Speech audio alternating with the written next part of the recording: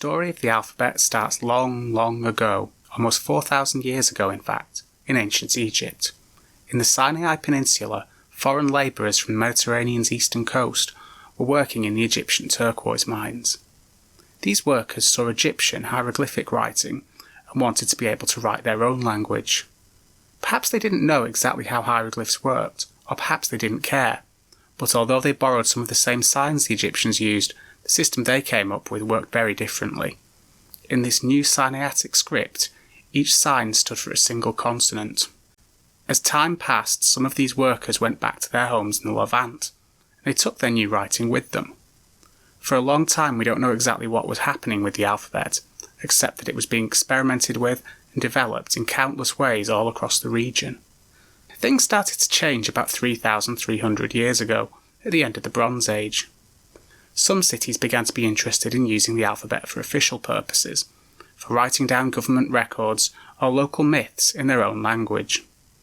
By around 3,000 years ago, the cities of what's now Lebanon were using an alphabet for all their writing.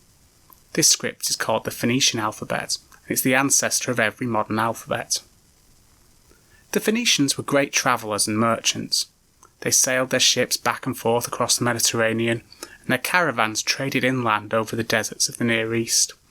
They spread their alphabet far and wide among the people they did business with, including to the Greeks.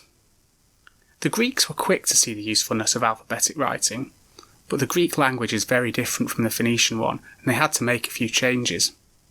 Some of the Phoenician consonants weren't used, so the Greeks hit upon the bright idea of using these spare signs to write down vowels. The Greek alphabet they developed was very similar to the form it still has today. From Greece, the alphabet continued to spread westwards. The Romans were always quick to copy the Greeks' homework and soon adopted it for themselves, making a few more changes. When they spread their empire out across Europe, they took their alphabet with them.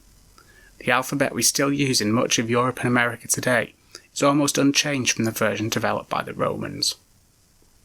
There are countless alphabets in use in the modern world, but they can all be traced back to miners and other workers in Egypt 4,000 years ago.